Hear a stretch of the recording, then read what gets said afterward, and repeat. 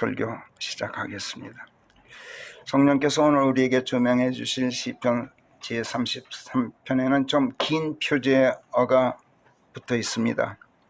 다윗이 아비멜렉 앞에서 태도를 바꾸자 아비멜렉이 그를 쫓아보내니 다윗이 떠나면서 지어 부른 다윗의 시다, 이렇게 쓰인 이 표제예요.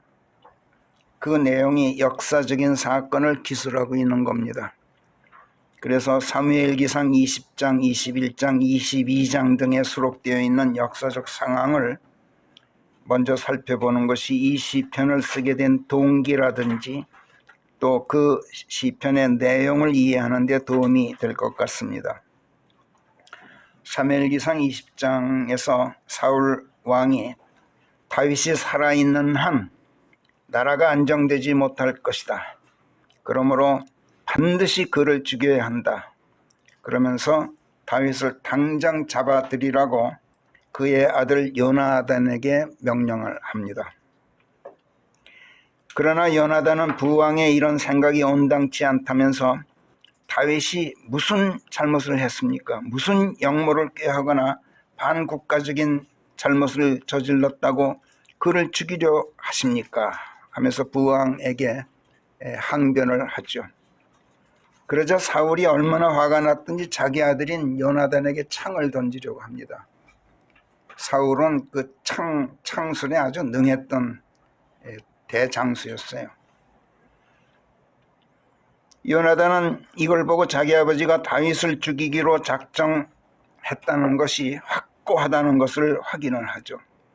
그래 풀숲에 숨겨놓고 온 다윗에게 찾아갑니다. 그리고 도망치라고 권고합니다. 우리 아버지가 널 죽이려고 하는 것이 이제 확고한 것 같다. 그러니 도망가라. 이렇게 권유하면서 작별을 고하는데 거기 42절에서 사무엘상 20장 42절에서 주께서 나와 그대 사이에 그리고 내 시와 그대의 시 사이에 영원토록 계시기를 축원하노라. 그 다음에 평안히 가라. 이렇게 작별 인사를 합니다. 이 장면을 여러분들 머릿속에 그리면서 읽으면 눈물이 날 겁니다. 이렇게 서러움이 복받친 가운데 다윗을 부둥켜 안고 요나단이 엉엉 웁니다. 이 슬픈 장면이 다윗과 요나단 사이의 마지막 만남일 뻔했어요. 한 번 더 만나긴 하지만은 마지막 고별사 같은 그런 인사였어요. 다윗이 그곳을 떠나 그 당시 하나님의 성막이 있던 성읍인 하나님의 제사장들, 의례 성읍이라고 알려진 놉이라는 곳으로 도망을 칩니다. 그리고 제사장 아비멜렉을 찾아가죠. 사무엘기상에서는 아비멜렉이 아니라 아히멜렉이라고 되어 있어요. 그리고 역대기상에 와서는 아비멜렉 이렇게 되어 있는데 같은 동명이인입니다. 사울 왕의 신하 장수인 다윗이 수하 병사들도 거느리지 않고 단신으로 혼자서 헐레벌떡 성막에 나타난 것을 제사장 아비멜렉이 보고 수상하게 여기죠. 그리고 금방 눈치챕니다. 다윗이 사울을 피해 도망다니고 있구나. 이걸 눈치채고 겁을 먹습니다. 다윗이 무서워서 겁을 내는 게 아니라 사울이 무서워서. 그래서 다윗이 아비멜렉을 안심시키고 사울이 자기에게 어떤 은밀한 명령을 내려서 자기가 혼자서 밀명을 띄고 지금 어디로 가고 있는 중이다. 이렇게 거짓말을 합니다. 그리고 자기 부하들은 여차여차한 곳에서 지금 자기를 기다리고 있다. 이렇게 거짓말을 합니다. 그리고 무엇이라도 좋으니 먹을 걸 좀 내달라. 자기 부하들을 위해 먹을 것을 좀 달라고 요청하고 칼이든 창이든 무엇이라도 좋으니 무기를 좀 있는 대로 좀 내달라. 이렇게 요구를 합니다. 이때 아비멜렉이 아무나 먹을 수 있는 보통 빵은 없다. 단지 성막 제단 옆에 거룩하게 성별된 가운데 차려져 있는 아무나 먹을 수 없는 현시의 빵, 우리가 현시의 빵이라고 옮기는 건데요. 나타날 현, 보일 시, 현시의 빵. 킹제임스 성경이 shewbread라고 쓰고 있는 거예요. 이 shew란 말은 show란 말이에요. 개혁본은 진설병이라고 그러고 뭐 흠킹이나 한킹이나 다 개혁본 그대로 따라서 진설병이라는 말을 풀어놨죠. 그냥 차려놓은 빵 또는 무슨 뭐 늘어놓은 빵 뭐 이런 식으로 보여주는 빵 뭐 이런 식으로 해놨는데 그 성경의 내용을 그 사람들이 잘 몰라서 그러는 거예요. 현시의 빵, 마스라 원문에 레켐 파님이라고 되어 있어요.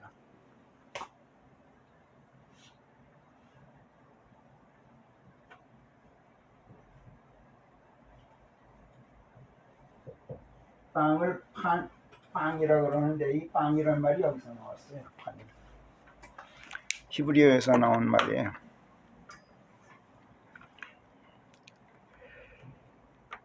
우리말 약본들이 이 진설병이라고 해놓은 거, 이거는 shewbread를 그냥 아무 생각 없이 번역을 해서 그렇게 해놓은 거예요.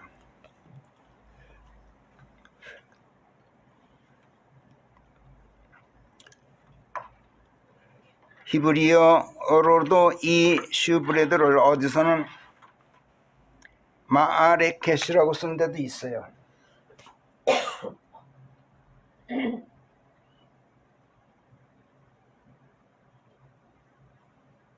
이렇게 쓴 데도 있어요. 이거는 보여주는 빵이에요. 차려놓은 빵이에요. 항시 차려져 있는 빵. 그런 뜻이에요.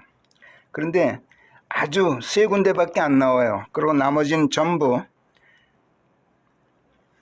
레켐 파님이라고 되어 있어요.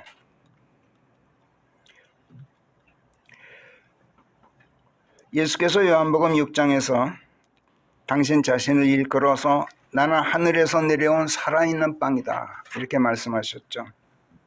그래서 성막에 차려져 있는 그 빵은 shewbread는 하나님께서 나타나 보이시는 걸 상징하는 빵이에요. 내가 여기 항상 있다. 항상 하나님께서 쇼하고 계세요. 나타나 보이고 있어요. 그런 빵이란 얘기야. 그러니까 하나님께서 현시하고 계신 그런 빵을 일컫는 말이에요. 진실로 진실로 내가 너희에게 말하노니 나를 믿고 내게 밀착하는 자는 영원한 생명을 갖느니라. 나는 생명의 빵이니라. 너희 조상들은 광야에서 확실히 만나를 먹었는데 그러고도 죽었느니라. 사람이 그것을 먹도록 하여 죽지 않게 하는 빵은 곧 이것이니 하늘에서 내려오는 빵이니라. 내가 하늘에서 내려온 살아있는 그 빵인즉 어떤 사람이라도 이 빵을 떼어 먹으면 그는 영원히 살게 되느니라. 그런데 내가 주고자 하는 그 빵은 나의 살이니 내가 이것을 세상의 생명을 위하여 주고자 하노라. 이렇게 말씀하셨어요. 그러니까 하나님의 말씀을 그리스도의 살로 나타내시고 이 내 살을 먹어야 된다. 또 그리스도의 피로 나타내시고 내 피를 마셔야 된다. 그래야 영원한 생명을 얻는다. 이렇게 말씀하셨던 거예요. 진실로 진실로 내가 너희에게 말하노니 너희가 사람이 되어 온 아들의 살을 먹지 않고 그의 피를 마시지 않으면 너희 안에 생명을 지니지 못하나니 누구든지 내 살을 먹고 내 피를 마시는 자가 영원한 생명을 갖고 내가 그를 마지막 날에 일으켜 세우느니라. 마지막 날에 내가 그를 일으켜 세운다. 이 말은 아까 시편 34편에서 하나님께서 의로운 자의 뼈를 지키신다. 그래서 그 뼈가 그 한마디도 꺾이지 않고 보존될 것이다. 이 말하고 같은 말이에요. 그러니까 썩어 문드러져도 하나님께서 그 뼈를 지키셔서 예수께서 다시 오시는 날 그 뼈가 새 몸을 입고 일으켜져서 하늘로 들려 올라갈 것을 예고하고 있는 그런 말씀인 거예요. 내 살을 먹고 내 피를 마시는 자는 내 안에 거하고 내가 그의 안에 거하느니라. 살아계신 아버지께서 나를 보내셨고 또 내가 아버지를 힘입어 살아있는 것과 같이 나를 먹는 자도 보세요. 나를 먹어라 그랬어요. 먹는 것만큼 혼연일체가 되는 적극적인 방법이 없죠. 빵을 먹으면은 내 몸의 일부가 돼요. 그렇잖아요. 영양소가 돼서 내 몸의 일부가 되잖아요. 뼈가 되고 살이 되고 피가 된단 말이에요. 완전 혼연일체가 되는 거예요. 먹는다 하면 그런 뜻이에요. 나를 먹는 자도 그와 같이 나를 힘입어 살게 되느니라. 이것이 하늘에서 내려온 그 빵인즉 너희 조상들이 확실히 만나를 먹고도 죽은 것과는 달리 이 빵을 먹는 자는 영원히 살게 되느니라. 그리고 이제 그 유명한 63절에 가서 살리는 것은 영이니 육은 무익하니라. 그래서 여기서 말씀하는 내 살, 예수님의 살, 그거는 물질로서의 그 살을 얘기하는 게 아니라 하나님의 말씀을 일컫는다는 것을 63절에서 말씀하면서 살리는 것은 영이다. 육은 무익하다. 내가 너희에게 들려주는 말씀들 이렇게 해석을 해 주셔요. 그것들이 영이요 그것들이 생명이니라. 자, 하나님께서 친히 아들이 되시고 사람이 되셔서 예수 그리스도로 이 땅에 오시기 전 구약 시대에 성막 안 지성소에는 하나님의 말씀들이 들어있는 하나님의 궤, 법궤를 모셔놓고 있었어요. 그래서 당신께서 말씀으로 현존하시는 것을 보이셨어요. 지성소 내에서. 그렇게 당신 자신을 현시하셨어요. 근데 성막 안 중에서도 휘장 박힌 성소, 그러니까 이제 성막이 이렇게 있으면은 여기가 지성소고 여기가 성소예요. 그리고 이 지성소에는 법궤가 있어요. 근데 이 성소에는 상이 차려져 있어요. 제단이 이렇게 있고 향단이 있고 이 상 위에 실댄나무로 만든 상 위에 이 현시의 빵이 차려져 있었던 거예요. 아침 저녁으로 새로 갈아놔요. 항상. 이렇게 그 현시의 빵을 항시 차려놓게 하셔서 하나님께서 사람으로 하여금 영원히 살게 하시는 생명의 빵이시라는 것을 보이시는 가운데 당신 자신을 늘 하루 24시간 끊임없이 당신 자신을 현시하고 계셨어요. 나타내 보이고 계셨단 말이에요. 그런 빵이 곧 현시의 빵이에요. 현이란 말은 이거 나타날 현자예요. 그래서 다윗이 자기가 떠나온 이래로 사흘 동안 자기 부하 장병들이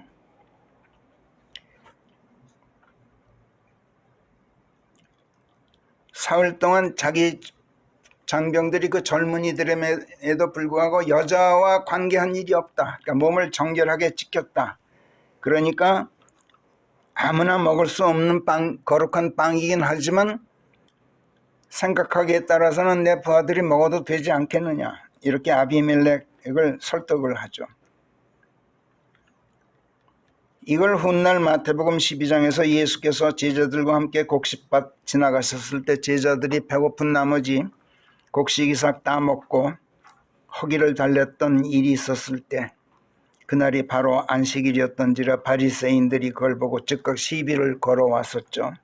이때 예수께서 사무엘기상 21장에 기록되어 있는 이 말씀들을 환기시키시면서 말씀하셨던 걸 잘 기억하시죠. 다윗과 또 그와 함께했던 자들이 시장하였을 때 그가 어찌하였는지 너희는 읽어보지 못하였느냐 하고 바리새인들을 꾸짖으셨어요. 이렇게 해서 아비멜렉이 다윗에게 그 거룩한 현시의 빵을 내주게 되었어요. 또 다윗이 골리앗을 죽이고 빼앗아왔던 골리앗의 칼이 성막에 보관되어 있었어요. 사울 왕에게 갖다 바쳤는데 그 사울이 성막에 아마 기증을 했던 모양이야. 아비멜렉이 보관하고 있었어요. 그래서 그 칼을 다윗에게 내줍니다. 그리고 그 자리에 마침 사울의 신하 중 하나인 에돔 사람 도액이라는 자가 있었어요. 그 자가 모든 것을 현장에서 보았어요. 그 사건의 전말을 전부 사울 왕에게 일러 바치죠. 다윗이 벌써 눈치를 채요. 도액이 있는 걸 보았기 때문에. 그래서 그날로 다른 데로 가시란 곳으로 도망쳐 버리죠. 그리고 가세 군주 아키스라는 그 영주를 찾아갑니다. 그러니까 이때 다윗은 아주 일생일대 최악의 그 위기에 놓여 있을 때예요. 하루도 마음 편한 날이 없었어요. 이때 아키스의 신하들이 다윗을 금방 알아봅니다. 그러면서 그 사무엘기상 21장 11절에 기록되어 있는 것처럼 이분은 그 땅의 왕 다윗이 아니신가. 사울 왕의 부하인데도 그 땅의 왕 다윗이 아니신가 이래요. 그러니까 다윗은 이미 사무엘 선지자를 통해서 오래전에 하나님에게 기름 부음을 받은 그런 일이 있었죠. 이걸 이들이 알고 있는 거예요. 사람들이 이분을 놓고 춤추며 서로 노래하여 말하기를 사울은 자기가 수천 명을 맞이하여 죽였는데 다윗은 수만 명을 자기가 맞이하여 죽였도다 하지 않았던가. 이렇게 환호하면서 다윗을 반겼어요. 신하들이. 그러나 다윗은 오히려 그들의 이런 태도가 불안했어요. 그래 갓왕 아키스를 경계하게 돼요. 그런 나머지 그들 앞에서 태도를 바꿔요.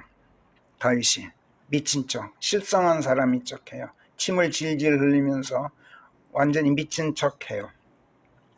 그러니까 생존을 위해서 다윗이 그러는 거죠.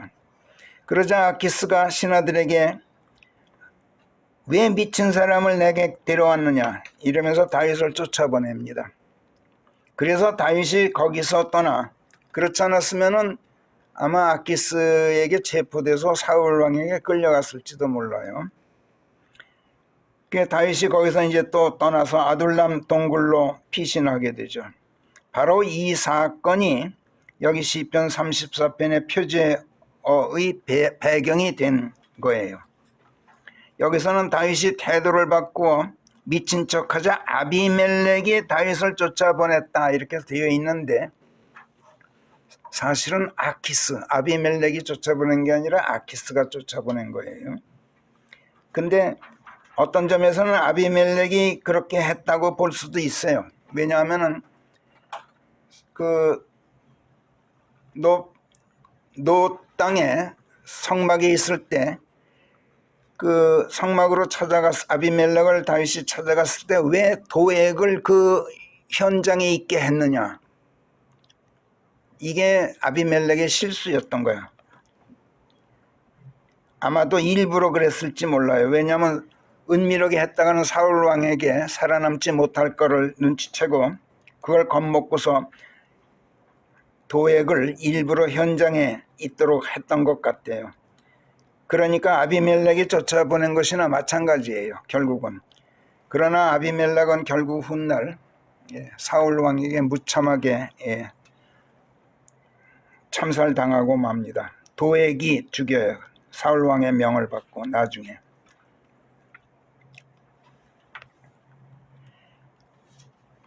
이 모든 사실을 도액이 사울에게 일러 바치죠. 사울이 아비멜렉을 불러다 놓습니다. 제사장. 왜 다윗을 도왔느냐? 너도 역모를 꾸민 거 아니냐? 이렇게 처형했어요. 그리고 도액을 보내서 성막에서 아비멜렉과 함께 했던 제사장 85명을 몰살해버려요. 그리고 그 일가족, 남녀노소 가리지 않고 일가족을 다 몰살시켜요. 심지어 그들이 소유하고 있던 가축들까지 몰살시켜버려요. 참 잔혹했어요, 사울이. 이처럼 다윗이 사울을 피해 유랑 생활을 했던 이 시기가 아까 말씀드렸던 것처럼 다윗에게 있어서 그의 파란만장했던 일생일대 위기의 최고 절정기였어요. 그럴 때에 그런 시련과 역경의 시기에 성령께서 다윗으로 하여금 내가 어느 때나 주를 복되시게 하고 있을 것인즉 그분의 찬양되심이 내 입에서 떠나지 않으리라. 내 혼이 주를 자랑하고 있으리니 생기 잃은 자들이 듣고 즐거워하리라. 이렇게 노래하며 시편 34편을 쓰도록 하셨던 거예요. 성령께서 그렇게 쓰도록 하지 않으셨다면 사람의 마음으로는 도저히 이런 시가 나올 수 없는, 이런 노래가 나올 수 없는 환경이었어요. 그런데도 다윗이 이런 노래를 불렀다. 이거는 하나님께서 인도하신 거라고 밖에는 볼 수 없어요. 여기서 다윗이 자기가 쉬지 않고 하나님을 찬양하고 선양하며 그분을 자랑하고 다님으로써 생기 잃은 자들이 듣고 즐거워하리라 하고 말하고 있는 것은 실로 놀라운 일이 아닐 수 없어요. 그야말로 고개가 절로 숙여지게 하는 그런 말이 아닐 수 없어요. 왜냐? 그가 생명의 위험을 피해서 도망다니면서 일생일대 위기의 절정기에 처하여 있었음에도 불구하고 신뢰를 하나님께 두고 있는 가운데 절망하지 않고 자기 자신이 생기를 잃지 않는 것은 말할 것도 없고 풀이 죽어 있는 다른 사람들에게 도리어 힘을 불어넣어주고 그들로 하여금 생기를 되찾고 즐거워하게 만들겠다고 이렇게 결의를 다짐하고 있기 때문에 그래요.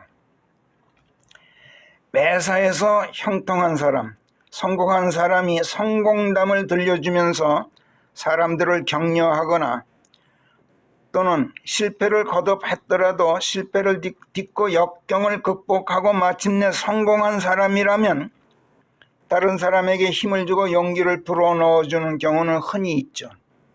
내가 그렇게 고생했어도 이만저만 해가지고 내가 결국은 위기를 극복하고 이와 같이 성공하게 되었습니다.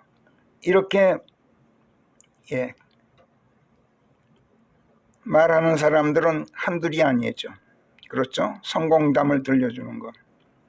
그러나 생명의 위험을 피해 도망다니는 사람이 온갖 시련, 온갖 고달픔과 배고픔에 시달리면서 그런 고난 중에도 절망하거나 낙심하거나 기운 잃지 않고 하나님께 부르짖고 도우심을 간구하면서 희망을 버리지 않는 경우도 흔한 일이 아닌데, 그런데 그런 중에도 자기 자신은 물론 다른 사람들에게까지 하나님을 쳐다보게 만들고 그들의 얼굴이 생기를 되찾고 환히 밝아진 가운데 즐거워하게 만든다. 이거 흔한 일이 아니죠. 참 상상하기 힘든 일이에요. 그렇다고 무슨 정치적으로나 사회적으로 핍박받고 굶주린 백성에게 사울왕의 만행과 악행을 알리면서 투쟁심을 불어넣었다든지 어떤 저항 세력을 길렀다든지 그런 것도 아니에요. 그는 사울에게 쫓겨 도망다니면서도 참 놀라운 사실인데 단 한 번도 사울을 비난한 적이 없어요. 단 한 번도 사람들 앞에서 사울 왕을 비방한 적이 없어요. 욕한 적이 없어요. 아주 놀라운 점이에요. 그런데도 사람들이 다윗에게 모여들었어요. 앞에서 다윗이 노베 제사장 아비멜렉의 도움을 받았던 것을 보았습니다만 사울이 그 죄를 물어서 사무엘기상 22장에서 아비멜렉과 제사장들을 전부 잡아들이고 어찌하여 네가 나를 거슬러 음모를 꾸몄더냐 이렇게 죄를 뒤집어 씌우고 아비멜렉 이걸 죽이려 했을 때 아비멜렉이 뭐라 그랬느냐면 이제 뭐 어차피 이제 죽을 목숨이니까 바른 말을 합니다. 전하의 모든 신하들 가운데 전하의 부마 다윗이 사울의 부마였죠. 전하의 부마로 전하의 명을 받고 행하는 다윗만큼 신실한 자가 어디 있고 전하의 집에서 존경할 만한 자가 누가 있나이까. 제가 그에 대하여 하나님께 여쭤본 것이 그때가 처음인 줄 아시나이까. 결코 그렇지 않나이다. 왕은 무엇이라도 그의 신하에게 뒤집어 씌워서는 안 되나니 내 아비의 집안에도 일체 그리하지 마소서. 정녕 전하의 종은 이 모든 것에 대해 다소라도 알았던 것이 아무것도 없나이다. 그러니까 자기는 단지 하나님께 물어보고 하나님께서 시키는 대로만 했을 뿐이지 무슨 뭐 영문이 뭐니 이런 건 자기는 알지도 못한다. 이렇게 답변했어요. 자기가 다윗을 도운 것은 그를 특별히 편들었거나 그런 게 아니었다. 하나님께 여쭤보고 하나님께서 시키는 대로 했을 뿐이다. 이런 고백이었던 거죠. 하나님께서 보호하시고 지지하는 사람이라면 왕이라도 그에게 죄를 씌워서는 안 된다. 이렇게 바른 말을 합니다. 사울은 아비멜렉의 이 옳은 말에 도리어 화를 참지 못해서 그의 가족, 그의 동료 제사장 몰살시키고 남녀노소 가리지 않고 성읍 전체를 말살해버렸어요. 근데 이때 아비멜렉의 아들들 중에서 아비아달이라는 아들 하나가 간신히 목숨을 건지고 다윗에게 도망왔어요. 그리고 사울의 만행을 고했어요. 그러자 이때 다윗이 내 그럴 줄 알았다. 에돔 사람 도액이 거기 있을 때 그가 틀림없이 사울에게 고해 바치리라는 거 내가 알고 그날로 내가 알았다. 그래서 내가 도망 나왔는데 이때도 사울을 욕하질 않아요. 뭐라 그랬냐면 내가 빌미를 만들어서 자기를 책해요. 내가 빌미를 만들어서 네 아비의 집안 모든 인사들의 죽음을 철회하였구나. 내가 너희 집안을 몰살시키는 일을 일어나도록 철회했구나. 이렇게 말했어요. 내 목숨을 노리는 자가 네 목숨도 노리는구나. 그러면서 그러나 두려워 말고 나와 함께 머무르라. 그러면 네가 호의를 받게 되리라. 이렇게 이때도 사울을 비난하지 않고 자기가 비극적 사건의 빌미를 만든 장본인이라고 자책을 했어요. 그러니까 하나님께서 다윗을 사랑하는 데는 이유가 있었어요. 그래서 노베에서 가스로 도망하고 아키스를 찾아갔을 때도 그랬어요. 그때도 위험을 감지하고 실성한 사람 행색을 하는 바람에 거기서 쫓겨나 아둘람 동굴에 피난가 있을 때도 사무엘기상 22장 2절에 보면 곤경에 처한 모든 자들, 빚더미에 앉은 모든 자들, 그리고 불만에 차 있는 모든 자들이 그에게 모여드는지라. 그가 그들의 장수가 되니 그와 함께한 자들이 장정들로 약 400명이더라. 무슨 저항 세력을 일부러 만든 게 아니야. 그런데도 사람들이 모여들었어요. 다윗에게. 그가 절체절명의 위기에 처했을 때 이같이 그를 돕는 사람들이 적지 않았고 도망다니는 중에도 사람들이 그에게 이렇게 모여들었다는 것은 물론 하나님께서 늘 그와 함께 하셨기 때문이었겠지만 중요한 점은 하나님으로 하여금 이같이 자기 곁에서 늘 함께 계시도록 할 수 있었다는 것. 이게 중요해요.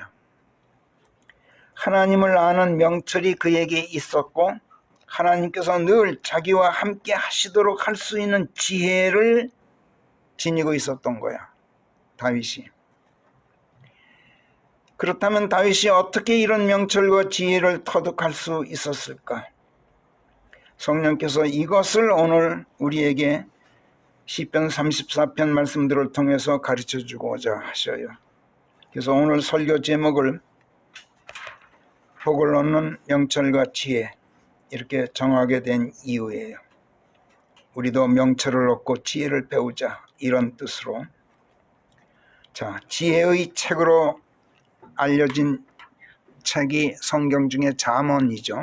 잠언서 8장에 보면 서두에서 지혜와 명철 자체가 주체가 되어서, 주인공이 되어서 이렇게 말해요. 지혜가 외치지 않느냐, 그러니까 나 지혜가 외치지 않느냐, 나 명철이 그 음성을 바라고 있지 않느냐. 고원지대 꼭대기에 명철이 있고 골목들이 갈라지는 대로변에 그것이 서 있느니라. 성문 앞에서 그것이 외치나니 도성 입구에서 문들로 들어오는 데서 외치느니라. 오 인간들아, 너희를 향하여 내가 부르나니 내 음성이 사람의 아들들을 향하고 있느니라. 오 너희 우매한 자들아, 지혜를 깨달으라. 너희 어리석은 자들아, 너희는 명철한 마음을 지닌 자들이 되어라. 이렇게 잠언서 8장 1절부터 5절까지 말씀해요. 명철과 지혜가 모든 사람들을 향해 음성을 발하여 부르고 있지 않느냐. 명철과 지혜가 어디 특별한 곳에 은밀히 숨어 있는 것이 아니지 않느냐. 사람들이 잘 가지 않는 고원지대 꼭대기에 있기도 하지만 사람들이 늘 왕래하는 골목길에도 있고 대로변에도 있고 사람들이 드나드는 성문 앞 도성 입구에도 있지 않느냐. 그런데 왜 명철을 얻지 못하고 지혜를 손에 넣지 않고 있는 것이냐. 멀리 갈 것 없이 눈앞에 있는 명철을 얻고 곁에 있는 지혜를 배우고 깨닫도록 해라. 이렇게 지금 촉구하고 있는 거예요. 명철과 지혜가. 자, 그렇다면 이 세상 도대체 어디에 있는 무엇이 명철이고 눈앞에 있는 무엇이 지혜일까요? 서두 1, 2, 3절에서는 명철과 지혜가 그것이라는 3인칭 대명사로 지칭되고 있어요. 그러나 4절부터는 아예 나라는 1인칭 대명사로 의인화돼요. 명철과 지혜가. 그리고 내가 너희를 부른다. 내 음성이 사람의 아들들을 향하고 있다. 이렇게 말씀하면서 공개적으로 자신을 드러내요. 여기서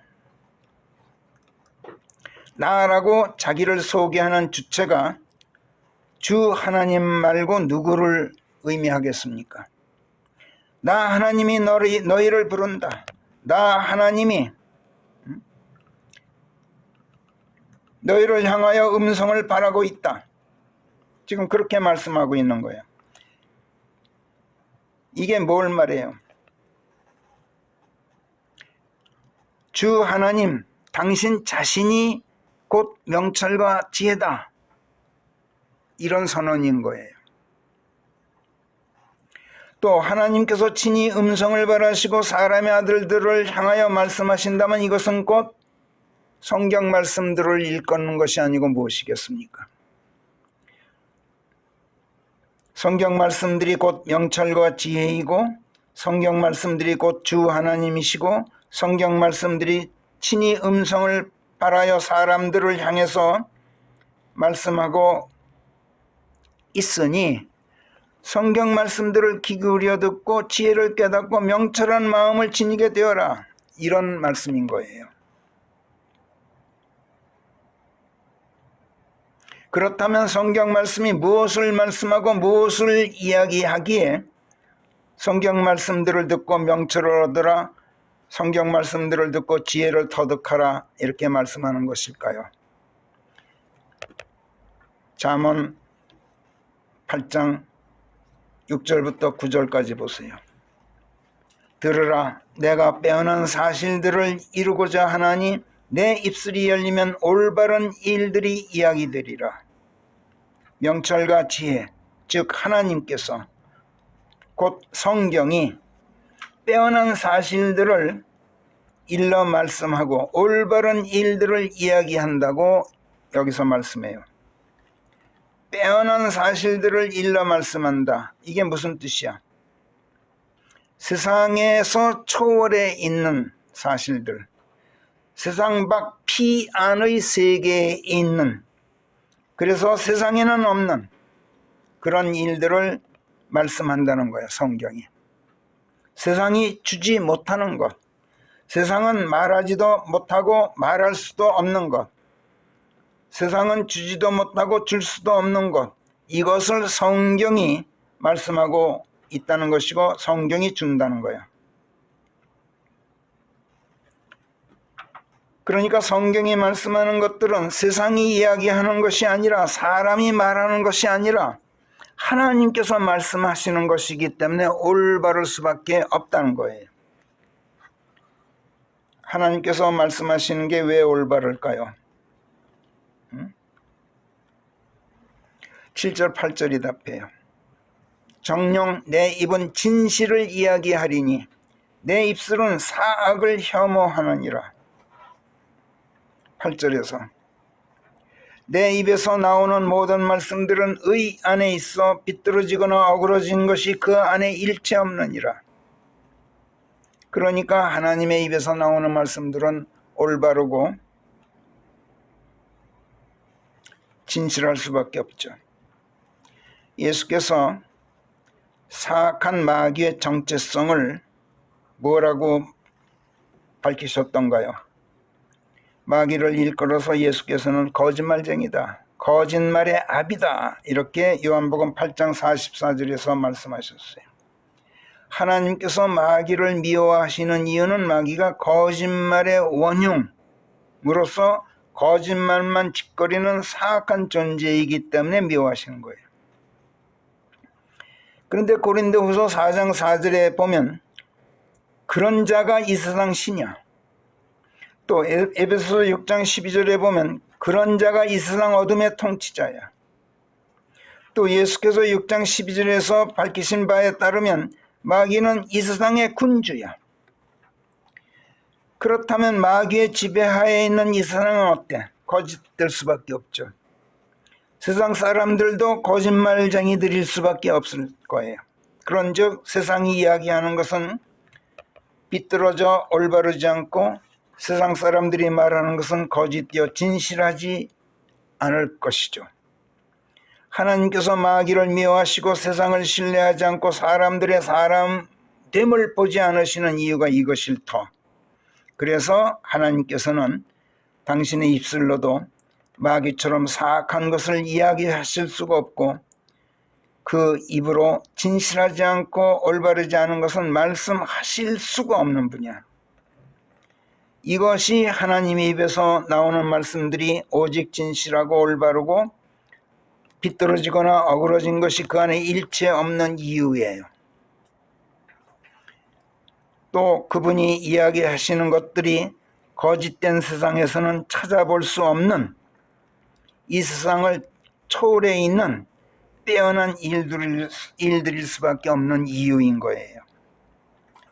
그러나 성경 말씀들이 아무리 올바르고 진실하고 비뚤어지거나 어그러진 것 없이 올바르다 하더라도 여러분 그 말씀들 귀 기울여 듣지 않으면 무슨 소용이 있겠어요? 또 그 말씀을 듣더라도 무슨 말씀인지 알지 못하면, 알려고 하지 않으면, 알려고 해도 제대로 이해하고 깨달을 수가 없다면, 그래서 이런 사람에게 성경 말씀들이 무슨 뜻인지 명료하지도 않고 올바른지 그런지 느껴지지도 않는다면 어떻게 될까요? 이에 9절이 말씀해요. 들으라. 내가 빼어난 사실들을 이루고자 하나니 내 입술이 열리면 올바른 일들이 이야기되리라. 7절. 정녕 내 입은 진실을 이야기하리니 내 입은 사악함을 혐오하느니라. 8절. 내 입에서 나오는 모든 말씀들은 의 안에 있어 비뚤어지거나 어그러진 것이 그 안에 일체 없느니라. 그 말씀들을 깨닫는 자에게 모두가 명령하고 예지를 찾는 자들에게 올바르니라. 이렇게 말씀해요. 그렇기 때문에 성경이 이야기하는 올바르고 빼어난 일들을 깨닫고 명령하게 하려면 들으라. 하나님의 말씀들에 귀를 기울여야 한다고 말씀하고 있어요. 그런데 사람들이 어떻습니까? 성경 말씀들을 들으려고 하질 않아요. 왜 그럴까요? 13절은 이렇게 말해요. 주를 두려워함은 악을 미워하는 것인즉 교만과 오만 그리고 악한 길과 비뚤어진 입을 나는 정녕 미워하느니라. 이렇게 말씀해요.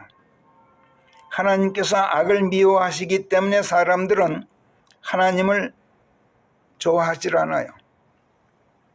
이 세상의 군주 마귀가 교만하고 오만하고 비뚤어진 입으로 악한 말을 하고 거짓말을 짓거리는지라 세상 사람들도 그를 따라 악하고 교만하고 오만하고 비뚤어진 입을 가지고 악한 길을 걷고 있는데 하나님께서 이거를 미워하시니 사람들이 하나님을 좋아할 리가 없죠.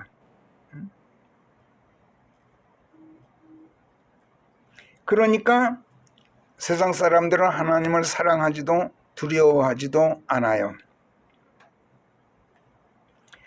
여러분, 두려워한다는 말, 하나님을 두려워한다는 말은 사랑에서 나와요. 사랑하지 않고는 하나님을 두려워할 수가 없어요.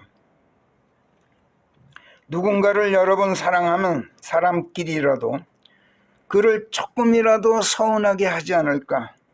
내가 어떻게 잘못하면 조금이라도 그를 노엽게 하지 않을까? 내가 자칫 그를 실망시키지 않을까? 아침부터 저녁까지 매사에 조심하게 돼요. 사랑하는 사람을 생각해서. 아침부터 저녁까지 사랑하는 사람을 생각하게 된단 말이에요. 아침부터 저녁까지 눈을 떼지 않고 사랑하는 사람의 낯빛을 살펴요. 이게 사랑이에요. 이게 두려움이야. 하나님을 이같이 대하는 것, 이게 하나님을 두려워하는 거예요. 그래서 하나님을 두려워하는 마음은 하나님을 사랑하는 마음에서 나와요. 사랑하지 않고는 할 수가 없게 돼 있어요. 그러면 하나님께서 이것을 보시고 그에 합당하게 보응을 하시죠. 어떻게 보응하십니까? 잠언 8장으로 가서 17절부터 답해요. 나는 나를 사랑하는 자들을 사랑하나니 아침 일찍부터 나를 찾는 자들이 나를 찾아내리라. 보세요. 아침 일찍부터. 그러니까 하루 종일 하나님을 찾는 사람. 그러면 그에게 내가 나를 그에게 드러낼 것이다. 하나님을 사랑하면 하나님을 두려워하게 된다고 앞에서 말씀드렸어요. 하나님께서는 당신을 사랑하고 두려워하는 사람을 사랑하신다고 여기서 말씀해요. 그리고 사랑하시는 사람에게 당신 자신을 드러내 당신을 찾아낼 수 있게 하신다고 여기 17절에서 말씀해요. 이것이 하나님께서 당신을 사랑하는 사람에게 갚으시는 첫 번째 보응이에요. 하나님께서 현시하시는 거. 당신 자신을 내 앞에 탁 드러내셔요. 이게 하나님께서 내게 보상하시는 첫 번째 보응이에요. 그 다음 18절. 부귀 영화가 나와 함께 하나니 그것도 닳지 않는 부요 의인이라. 이렇게 말씀해요. 하나님께서 내게 보응하시는 두 번째 보상이 바로 이거예요. 부귀영화. 그런데 하나님께서 주시는 부귀영화는 세상이 주는 것과는 전혀 다른 부귀영화예요. 왜? 달아 없어지지 않는, 영원히 쇠하지 않는 부, 영원히 사라지지 않고 쇠하지 않는 의이기 때문에 영원한 구원을 통한 생명, 영원히 죽지 않고 영원히 썩지 않는 생명, 영원히 그리스도 안에 거하고 영원히 말씀 안에 거해서 살아계신 하나님의 영께서 영원히 함께 하시는 그런 부귀영화, 그런 영광, 그런 생명, 이것이 하나님께서 주시는 의예요. 하나님의 의를 지녔다, 이 말은 곧 하나님을 지녔다, 이걸 뜻해요. 하나님의 영광을 지녔다, 이런 뜻이기도 해요. 그렇기 때문에 하나님께서 주시는 부귀영화는 세상이 주는 부귀영화, 잠시 있다 사라지는 그런 거, 아무리 길고 아무리 굳건하다 해도 죽으면 그만인 그런 부귀영화, 이런 부귀영화로는 견줄 수가 없는 그런 실로 빼어난 그런 부귀영화예요. 그 다음에 19절, 내 열매는 금보다 참으로 순금보다 더 귀하나니 세상의 은보다 내 소산이 더 귀하니라. 하나님께서는 또 당신을 사랑하고 두려워하는 사람에게 그가 하는 일과 함께 하셔서 그 일의 결과가 또 그가 낳는 소산이 그가 하는 일의 결과뿐만 아니라 그가 낳는 자식들이 하나님께서 행하신 결과가 되게 하시고 하나님께서 낳으신 자식들이 되게 하신다는 거야. 놀랍죠? 내가 하나님을 사랑하고 두려워했더니 내가 하는 일들이 이룬 성과가 하나님께서 이루신 성과이고 내가 낳은 자식들이 하나님께서 낳으신 자식들이 되게 하신다니, 내가 무엇을 하고 어떤 결과를 얻건, 내가 무엇을 생산하고 어떤 자식을 낳건 그건 내가 아닌 하나님께서 행하신 일이고 하나님께서 생산하고 하나님께서 낳으신 자식들인즉, 그렇다면 금도 순금도 최상의 은도 그 가치가 이보다 더 귀할 수가 없겠죠. 그야말로 실로 빼어나게 귀한 열매겠죠. 20절, 나는 의의 길, 법도의 길들 한가운데로 인도하느니라. 하나님께서는 또 당신을 사랑하고 두려워하는 사람이 이 세상을 살아가는 동안 의의 길, 법도의 길, 즉 하나님의 정의로운 법도, 즉 하나님의 말씀이 인도하는 생명의 길, 하나님께서 함께 하시는 길. 여기서 우리가 아까 찬송가 할 때도 이 동행이라는 말이 나오는데, 이거 사실은 신약적인 개념에서는 이 동행이라는 말이 그렇게 좋은 말이 아니에요. 하나님과 내가 동행한다는 건 하나님 옆에 계시다는 얘기인데, 동행이 아니라 함께 해요. 태초에 말씀이 계셨나니 그 말씀이 하나님과 함께 하셨느니라 하지, 그 하나님이 그 하나님이었다 하지. 그렇죠? 그러니까 나는 하나님과 동행하는 건 옛날 얘기예요. 옛날 에녹이나 했던 거예요.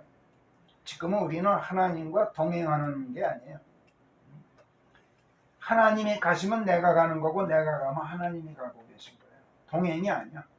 내가 그분이고 그분이 내 안에 계셔요. 일체예요, 일체. 그래서 찬송가 부르면서도 제가 아까 동행이란 말 나올 때 자동으로 함께 하심, 동행하심이 아니라 함께 하심, 이렇게 저절로 튀어나오더라고, 가사에서.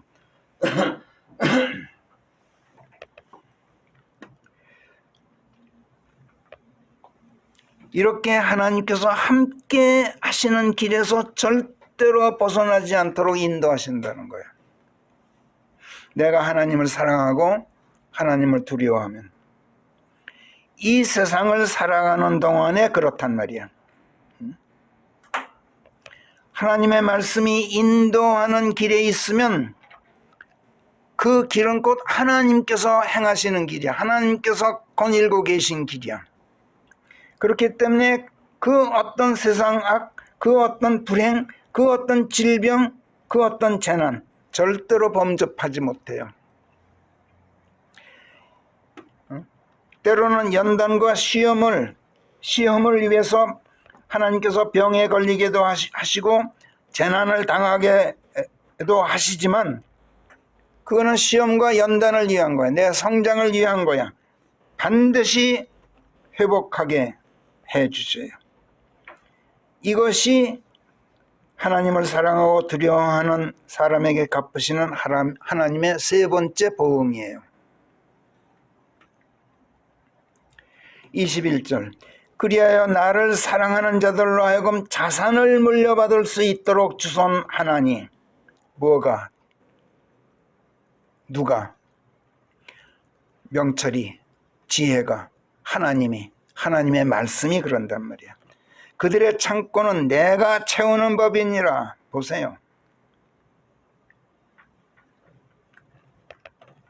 우리 집에는 창고가 없지만 밥하려고 쌀떡을 열 때마다 거기 쌀이 있는 걸 보면 저는 하나님이 채워주신 쌀인 걸 늘 느껴요. 그렇기 때문에 영원한 부귀영화를 얻고 무슨 일을 하건 무엇을 생산하건 금은 보화보다 더 귀한 열매를 소산으로 얻고 그 어떤 악도 범접하지 못하는 하나님의 길을 걷는 이 지혜, 이 지혜는 하나님의 말씀을 듣고 그분이 어떤 분이신가를 깨닫는 명철을 얻고 또 그 결과 그분을 아는 예지를 갖게 됨으로써 하나님을 사랑하고 두려워하는 데서 나오게 돼 있어요. 이 지혜가. 그래서 성경은 지혜에 대해서 잠언 9장 10절 같은 데서 주를 두려워함이 지혜의 시작이요 그 거룩하신 이에 대한 예지가 곧 명철이니라. 이렇게 결론 지어요.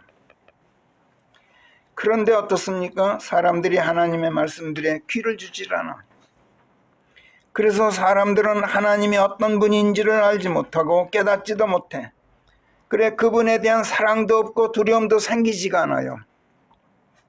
모르니까. 그래서 사람들은 하나님을 조금이라도 서운하시게 해드리지 않을까, 조금이라도 노엽게 하지 않을까, 조금이라도 실망시켜드리지 않을까 하는 생각을 조금도 하질 않아요. 두렵지가 않은 거예요. 그러니까 조금도 매사에 조심하지를 않아요. 그 결과 어떻게 됩니까? 영원한 부귀영화를 얻고 무슨 일을 하건 무엇을 생산하건 금은 보화보다 더 귀한 것을 소산으로 얻고 그 어떤 악도 범접하지 못하는 그 하나님의 길을 걷는 지혜, 이걸 터득하지 못해.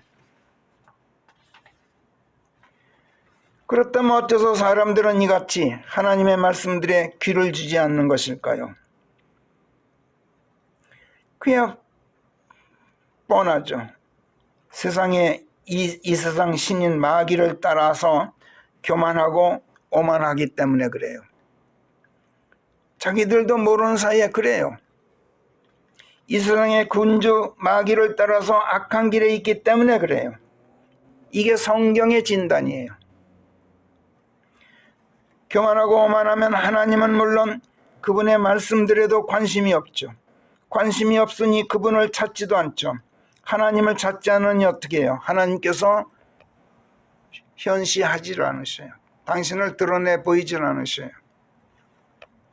잠언 17장이 뭐라 그랬어요? 8장 17절이 나는 나를 사랑하는 자들을 사랑하느니 아침 일찍부터 나를 찾는 자들이 나를 찾아내리라.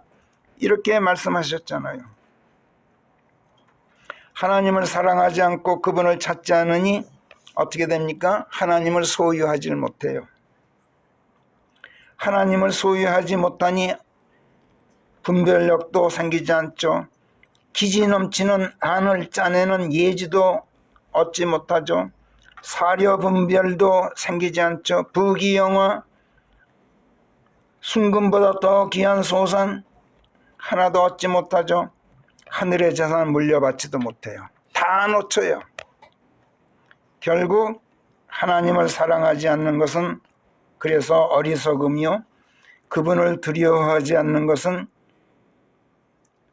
지혜와는 거리가 멀 수밖에 없죠. 지혜란 하나님을 소유해서 그분께서 나와 한 몸 되신 가운데 늘 함께 하시도록 할 수 있는 것, 이 능력을 지혜라 그래요. 여기까지가 잠언 8장 1절부터 21절까지의 내용이에요.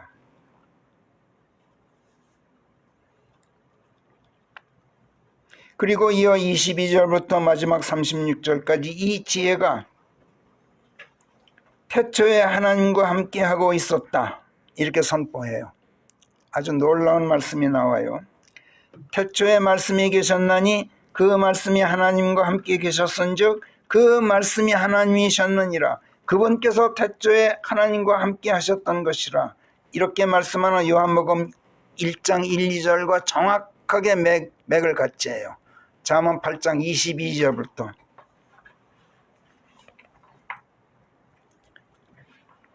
그러니까 태초에 말씀이 계셨나니 그 말씀이 하나님과 함께 계셨은즉 그 말씀이 하나님이셨느니라 하는 이 말씀은 태초에 지혜가 계셨나니 그 지혜가 하나님과 함께 계셨은즉 그 지혜가 하나님이셨느니라, 이렇게 읽어도 된단 말이야. 이 말씀은 곧 태초에 예수 그리스도께서 계셨나니 그분이 곧 로고스이셨고 지혜이셨느니라. 로고스요 지혜이신 그리스도께서 영원부터 함께 계셨은즉 로고스가 곧 하나님이셨고 하나님께서 곧 지혜이시니라, 이런 뜻이란 말이야. 이것을 이해하고 하나님이 어떤 분이신가를 깨닫는 것, 이것이 명철이에요. 이것을 아는 것이 예지예요. 그리고 이 명철과 예지로 하나님을 찾고 그분의 말씀을 찾아서 하나님께서 늘 나와 함께 하시도록 하는 것, 이게 지혜예요. 하나님을 소유하는 것. 여러분 읽어보면 잠언 8장의 이 모든 말씀들 자체가 금은 보화들로는 견줄 수 없는 아주 귀한 말씀들이라는 것 금방 알게 될 거예요. 해드렸어요. 집에서 반드시 읽고 명철과 지혜를 얻으세요. 지혜를 터득해 하시는 하나님의 은혜 절대로 놓치지 마세요.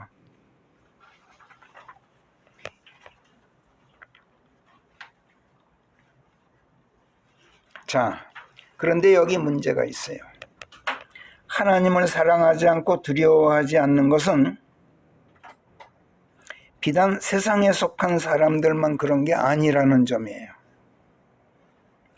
세상에 속하지 않았다는 사람들, 구원받고 거듭나 새 사람이 되었다는 사람들, 그래서 하나님께 속하였다고 자처하는 사람들, 소위 그리스도인들, 그런 사람들도 언필칭 하나님을 사랑합니다, 하나님을 두려워합니다, 입으로는 말하지만 마음으로는 그렇지 않은 경우가 허다해요. 설령 입으로만이 아니라 마음으로도 하나님을 사랑하고 두려워할지라도, 마음으로 사랑하고 두려워하더라도 그 사랑과 두려움을 행동화할 줄을 몰라요. 행동화하지 않는 사랑과 두려움, 말뿐일 뿐만 아니라 마음으로 사랑하고 두려워할지라도 행동화되지 않는 사랑과 두려움, 이건 사랑과 두려움이 아니에요. 결과적으로 입으로만이 아니라 마음으로도 하나님을 사랑하고 두려워하면서도 그것을 행동화하지 못하는 이유가 뭘까? 그것을 무엇으로 어떻게 행동화할 수 있는 것인지 방법을 알지 못해서 그래요.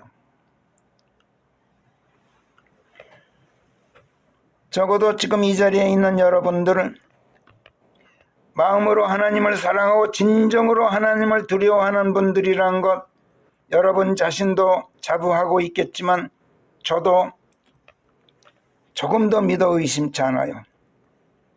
그러나 여러분, 그것을 행동으로 나타내고 있는지 여부는 저도 잘 모르겠어요. 여러분은 어떠세요? 이런 우리들에게 오늘 성령께서 시편 34편 11절에서 너희 자녀들아 와서 내게 귀를 기울이라. 내가 너희에게 주 두려워함을 가르쳐 주리라. 이렇게 성령께서 외치셔요. 오늘 우리로 하여금 우리 자신을 돌아보게 하시고 시편 34편 말씀들을 가지고 우리가 하나님을 사랑하고 두려워하는 이 마음을 어떻게 무엇으로 행동화할 것인가에 대해서 성령께서 가르쳐주고자 하시는 거예요. 다시 읽어보면 여러분 아실 거예요. 하나님을 향한 사랑과 두려움을 행동으로 나타내는 방법은 전혀 어렵지도 않고 특별하지도 않아요. 아주 평이하고 상식적이에요. 우리가 거의 다 알고 있는 것들이에요. 문제는 알고 있으면서 우리가 행하지 않는다는 점이죠. 아까 우리가 함께 전문을 다 읽었으니까 다시 읽는 것은 생략하겠어요. 결론만 말씀드리겠어요. 하나님을 사랑하고 두려워하는 마음 행동화 되면 어떻게 되는가? 첫째, 시편 34편에 나타난 것을 제가 쭉 차례대로 정리를 해봤어요. 첫째, 내가 하나님 사랑하고 두려워하게 되면, 그것이 행동화되면, 첫째, 우리가 어느 때나 하나님을 찬양하고 자랑하면서 하나님을 복되시게 하고 있게 돼요. 행동으로 나타나고 있어요, 그게. 그래, 하나님의 그 찬양되심이 내 입에서 떠나지를 않아요. 그러니까 자연히 하나님께서 나를 통해서 널리 알려주시고 그 이름이 드높여지시는지라 다른 많은 사람들이 나를 보고 나를 보는 게 아니라 내게서 나타나 보이시는 하나님을 쳐다보게 돼요. 아까 이무영 형제님 해외여행 중에 계신데 하나님께서 함께 하시고 어디서 무엇을 하시든 간에 그 형제님에게서 하나님께서 드러나 보이시옵소서 하고 기도했던 것은 바로 이거예요. 사람들이 여러분을 보고 여러분을 보는 것이 아니라 여러분에게서 나타나 보이는 하나님을 쳐다보게 된단 말이에요. 그리고 즐거워하고 환히 밝아져서 생기 잃은 사람들도 그 얼굴에서 생기를 되찾고 부끄러움이 떠나게 된다는 거예요. 둘째로 하나님을 사랑하고 두려워하는 마음이 행동화되면 하나님을 찾게 된다고 그래요. 그리고 하나님께 부르짖게 된다 그래요. 하나님을 찾고 부르짖게 된다. 이 말은 곧 세상에 대한 미련을 버리게 된다. 세상에 대한 기대를 접게 된다. 하나님의 이름을 불러 의탁하게 된다. 모든 신뢰, 모든 소망을 하나님 안에 두게 된다. 이런 뜻이에요. 그러면 하나님께서 들으시고 우리가 근심 걱정하고 두려워하는 모든 것들로부터, 모든 공경으로부터 건져주시고 하나님의 천사를 보내 울타리를 치고 모든 위험들로부터 보호토록 해주신다고 4절, 5절, 6절, 7절이 말씀해요. 그러나 여러분, 말이 쉽지 신뢰와 소망 하나님 안에 두기는 쉬울지는 몰라도 여러분, 세상에 대한 미련 버린다, 기대를 잡는다, 이거 정말이지, 여러분 정말이지 하나님을 사랑하고 두려워하게 되지 않고서는 결코 쉬운 일이 아니에요. 하나님을 신뢰하고 그분 안에 소망을 둔다, 이건 쉬워요. 그런데 그러면서도 세상의 미련을 버린다, 기대를 접는다, 이건 쉽지 않단 말이야. 여간 하나님을 사랑하기 전에는 이건 어려워요. 인생을 살아보고 처절하게 시련을 겪어보고 철저히 망해보기 전에는 어려워요. 젊은 나이에는 세상에 대한 기대를 접기가 정말 어려워요. 그런데 여러분 놀라지 마세요. 여기 시편 34편에 나타난 성령의 생각은 전혀 달라요. 뭐라 그래요? 젊은 사자들은 아무리 먹어도 모자라 허기에 시달린다 이렇게 말씀해요. 늙은이들은 하루 한 끼만으로도 충분히 살지만 혈기왕성한 젊은이들은 하루 세 끼, 네 끼로도 모자라 허기에 시달린 나머지 하다못해 라면을 끓여 먹더라도 야식까지 해 먹어야 돼요.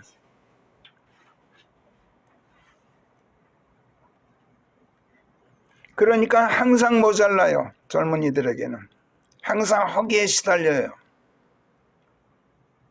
젊은 사자들이야. 그러나 하나님을 찾게 되면 뭐라 그래요? 맛있는 것이 조금도 모자라는 법이 없다 이렇게 말씀해요. 그러므로 젊은이들이야말로 하나님을 찾고 부르짖어야 한다는 것이 성령의 생각이에요. 너희들 세상에 대한 미련 버리기가 어려워? 그러나 너희들이야말로 젊기 때문에 맛있는 거 모자라면 큰일 나기 때문에 하나님을 찾고 하나님을 부르짖으라. 그러면 조금도 모자람이 없을 것이다. 11절에서.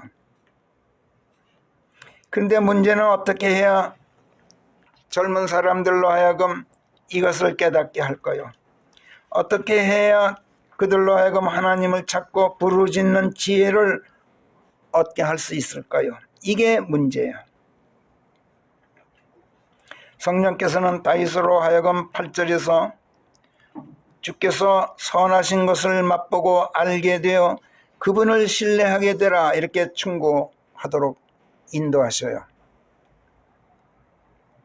앞에서 보았습니다만 다윗은 젊은 나이에 생명의 위험을 피해 도망 다녀야 하는 처절한 시련을 겪는 가운데 누구도 믿고 있다고 할 수 없는 가운데 유랑 생활을 하면서 신뢰와 소망을 오직 하나님 안에 둘 수밖에 없었어요.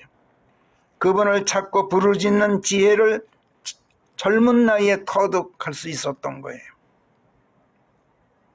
젊은이들이 이걸 배워야 돼요. 어떻게 배울 것인가? 하나님을 사랑하고 두려워하게 되면 이런 보상이 따른다는 걸, 이런 지혜를 젊은이들이 어떻게 배울 것인가 생각해 보세요. 그들에게 가르쳐주고 그들에게 들려주고 읽어줄 사람 우리밖에 누가 있어요? 그렇지 않아요? 셋째, 하나님의 음성을 듣고 그분의 말씀에 귀를 기울이게 된다고 하나님을 사랑하고 두려워하게 되면 그것이 행동화될 때 그 행동이 그분의 음성을 듣고 말씀에 귀를 기울이는 것으로 나타난다는 거예요. 성경을 읽게 된다는 거죠. 성경 말씀들을 듣고 성경에서 지혜를 얻고 가르침 받게 된단 말이야. 우리들 말고 누가 성경 말씀들을 들려줄 것인가? 누가 가르치고 깨우쳐 줄 것인가? 한번 생각해 보세요. 넷째로 하나님을 사랑하고 두려워하게 되면 그것을 행동화하게 되면 혀를 악에서 지키고 입술을 지켜 교화를 짓거리지 않게 된다고 말씀해요. 혀를 악에서 지킨다. 이 말은 도덕적으로 악한 말, 상스러운 말, 욕짓거리 하지 않고 비방하지 않고 비난하고 저주하지 않고 거짓말하지 않는 것만이 아니라 사려 분별 없이 함부로 말하는 것, 생각 없이 경솔하게 짓거려서 분란을 일으키는 것, 그래서 스스로에게 화를 부르는 일이 없게 한다는 뜻이에요. 야고보서 3장 8절은 뭐라 그래요? 혀는 불이다. 혀는 이를 그르치는 그르침의 세계다.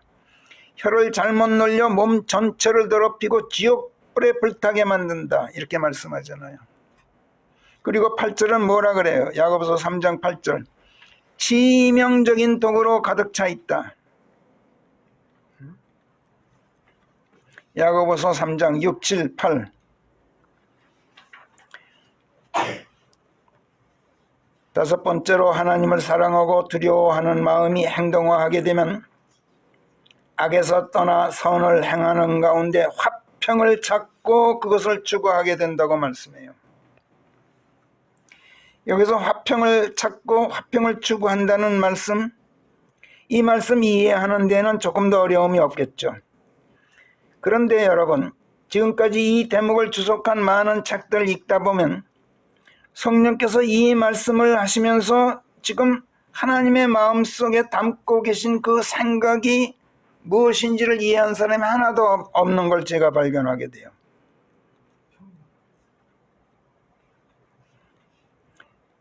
이 말씀을 하나님께서 지금 무슨 생각으로 하고 계실까? 이걸 파악한 사람이 없단 말이에요. 화평을 추구해라, 화평을 찾으라, 이 말씀 자체는 쉬워요. 근데 이 말씀을 왜 무슨 생각으로 이 말씀을 하고 계신 건가? 이걸 모른단 말이야. 마리아가 예수님을 낳고 여간빵 구하지 못해서 아기 예수 포대기에 싸서 구유에 누였죠. 한밤중 양떼를 지키느라고 그 고장 어느 들판에 묵고 있던 한 무리의 목자들에게 하나님의 천사가 나타났어요. 그리고 누가복음 2장에서 두려워 말라, 보라 온 백성에게 있게 될 큰 기쁨을 내가 너희에게 기쁜 소식으로 가져왔느니라. 이는 오늘 너희에게 한 구원자가 다윗의 성읍에 태어나셨음인즉 곧 주 그리스도시라. 그리고 이것이 너희에게 한 증표가 되리니 포대기에 쌓여 구유에 누이신 그 아기를 너희가 뵙게 되리라. 이렇게 예수님의 탄생 소식을 알려줬어요. 그리고 그 천사와 더불어 한 무리의 천군 천사가 하나님을 찬양하면서 노래 부르기를 지극히 높은 곳에서는 하나님께 영광, 땅에는 화평, 사람들을 향해서는 선하신 뜻이 있을지어다 하고 선포해요. 유대인들이 그토록 기다리던 메시아의 도래와 함께 땅에 평화가 임할 것을 예고했단 말이야. 그런데 훗날 예수께서 누가복음 12장에서 뭐라 그러셨어요? 너희는 내가 땅에 화평을 주러 와 있다고 생각하느냐? 내가 너희에게 고하건대 아니니라. 도리어 분열을 주려고 와 있느니라. 정령 이후로는 한 집안 5 식구가 갈라져 셋이 둘과 등을 돌리고 둘이 셋과 등을 돌리게 되리라. 아비가 아들에게 등을 돌려 갈라질 것이요 아들이 아비에게 등을 돌리고 어미가 딸에게, 딸이 어미에게, 시어미가 며느리에게, 며느리가 시어미에게 등을 돌리고 갈라지리라. 참으로 이해하기 어려운 말씀을 하셨어요. 이 말씀 여러분 이해할 수 있어요?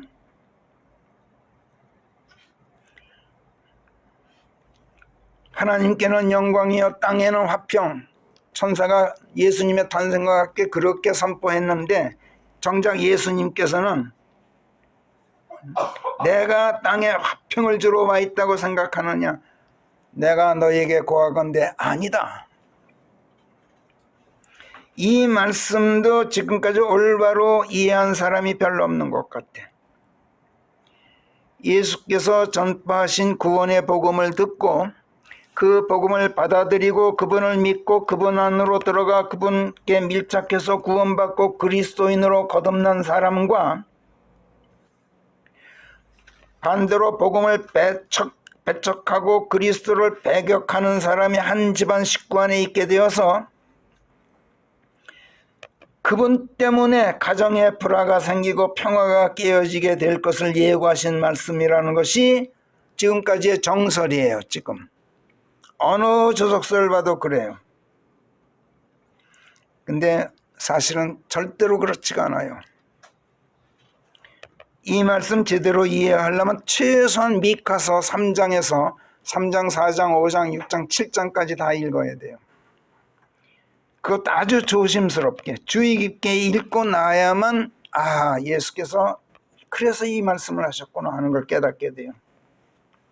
그 성경 주석한다는 사람들이 성경 제대로 읽지도 않는 것 같아. 미가서 7장 5절 6절에서 너희는 친구도 신뢰하지 말고 안내자도 신임하지 말며 네 품에 안겨있는 여인에게도 네 입의 문을 잠가두어라. 기가 막히죠. 왜?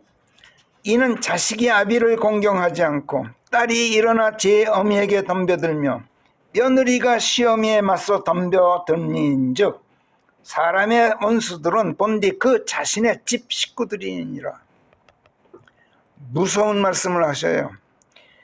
이 말씀을 배경으로 해서 예수께서 아까 누가복음 12장에서 하셨던 거예요.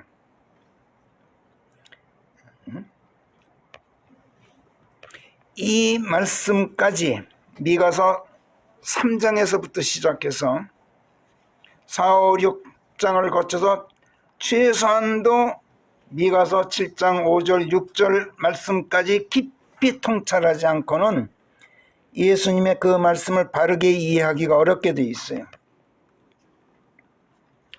미가서 3장 9절부터 7장 7절까지 따로 프린트 해드렸어요. 집에서 반드시 읽으세요.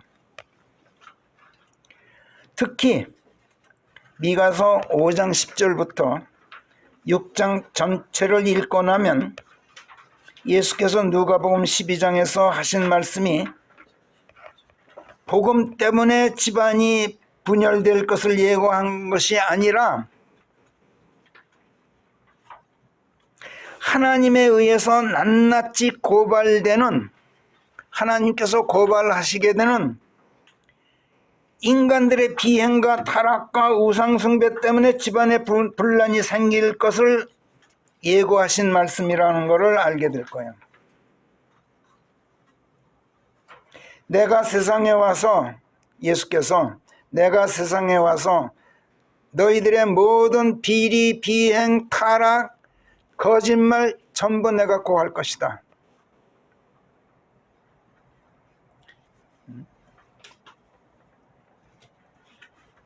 그래서 너희 집안, 너희 사회, 너희 국가가 갈갈이 찢어질 것이다. 지금 우리나라가 완전히 분열되어 있는 나라가 되고 말았어. 왜 그렇게 됐다고 봐요? 거짓말 때문에, 그 온갖 비행, 비리 때문에. 지금 이 순간에도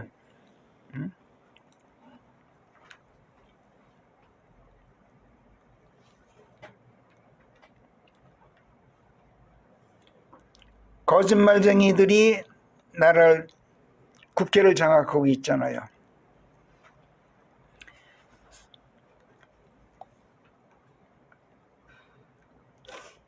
여기 시편 34편에서 하나님을 사랑하고 두려워하게 되면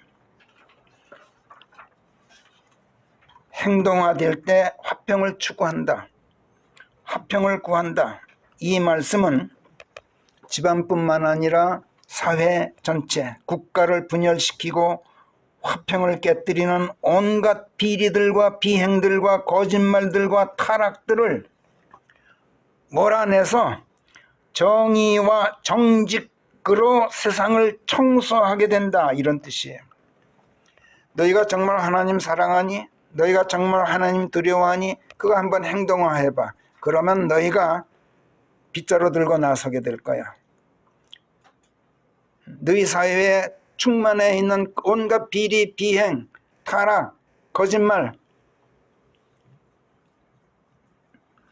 그거 너희들 청소하게 될 거야. 그러지 않는 한 너희는 나를 사랑하고 두려워한다는 말 하지도 마라.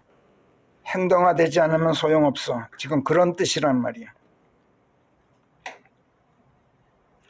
여섯째, 하나님을 사랑하고 두려워하는 마음이 행동화되면, 여섯째, 여러분 잘 명심해 두세요. 통회하고 참회하게 된다 그래요. 우리가 제일 안 하는 거죠. 무엇을 통해합니까? 무엇을 참여합니까? 지금까지 말씀했던 것, 어느 때나 하나님을 찬양하고 자랑하면서 주 하나님을 복되시게 해드리지 않은 것, 그래서 하나님께서 널리 선양되시고 그 이름이 드높여지시도록 하지 않은 것, 그래서 사람들이 우리를 보고 우리에게서 나타나 보이시는 하나님을 쳐다보게 하지 못한 것, 그들로 하여금 즐거워하고 환히 밝아지게 하지 못한 것, 이거를 통해하고 이거를 참여하게 된다는 거예요. 또 세상에 대한 미련과 기대를 버리지 못해서 하나님을 찾지 않고 그분께 부르짖지 않았던 모든 교만, 모든 오만, 이걸 참여하게 되고, 하나님의 말씀들에 귀를 기울이지 않고 성경을 멀리했던 것을 통해하게 되고, 혀를 악에서 지키지 않고 입술이 교화를 짓거리며 사려 분별 없이 함부로 말하고 생각 없이 경솔하게 짓거려서 분란을 일으키고 거짓 소문 헛된 거짓말 퍼뜨리고 나서도 조금 더 회개하지도 않고 그러고도 부끄러운 줄 모르는 것 통해하고, 악에서 떠나지 못해 선을 행하지 않고 지방과 사회와 국가에서 비리, 비행, 타락, 거짓말 청소해내지 않고 있는 것, 이걸 참여하게 된다는 거야. 성령께서는 여기 시편 34편 18절에서 주께서는 통회하는 마음을 지닌 자들에게 가까이 계시고 참회하는 영을 지닌 자들을 구원해 주신다, 이렇게 역설을 해요. 여러분, 지금이라도 늦지 않았어요. 고백하고 통회하고 참회합시다. 그래야 여러분, 우리가 죽더라도 하나님께서 우리의 뼈들을 지켜주셔서 예수께서 오실 때 새 몸 입고 다시 일으켜져 하늘로 올라갈 수 있게 돼요. 마지막 7번째로, 하나님을 사랑하고 두려워하는 마음이 행동화하게 되면 하나님의 종들로서 순종하게 된다 그래요. 순종은 어디서 나옵니까? 신뢰에서 나오죠. 신뢰하지 않고는 순종할 수가 없어요. 신뢰가 없는 순종은 순종이 아니죠. 굴종이죠, 그거는. 우리가 하나님께 순종하지 않는 건 하나님을 신뢰하지 않기 때문에 그래요.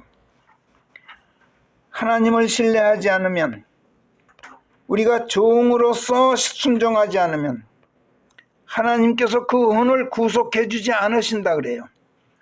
그리고 뭐라 그래요? 황량하게 하신다고 여기 시편 34편 마지막 22절이 말씀해요. 황량하게 하신다는 게 무슨 뜻입니까? 아무도 찾는 사람이 없게 하신다는 뜻이에요. 황량한 벌판, 그러면 찾는 이가 아무도 없는 벌판을 말해요. 황폐하다와 뜻이 달라요. 황량하다와 황폐하다는 전혀 틀려요. 아무도 찾는 이가 없는 사람, 이런 사람만큼 비참한 사람이 있을까요? 아무도 찾는 이가 없다는 거, 이건 무슨 뜻입니까? 하나님께 버림받고도 세상으로부터도 버림받은 것을 말해요. 사람들한테도 버림받은 걸 말한단 말이야. 찾는 이가 없어. 이보다 비참한 일 있겠어요? 응?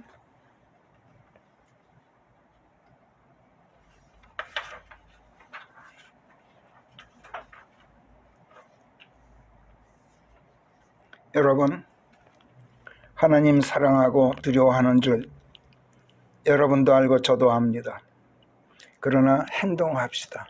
그리고 오늘 성령께서 일깨워 주신 이 7가지 마음에 깊이 새길 뿐만 아니라 행동으로 나타날 수 있도록 우리 매일 기도하면서 아버지께서 역사해 주시기를 간구합시다. 기도하겠습니다.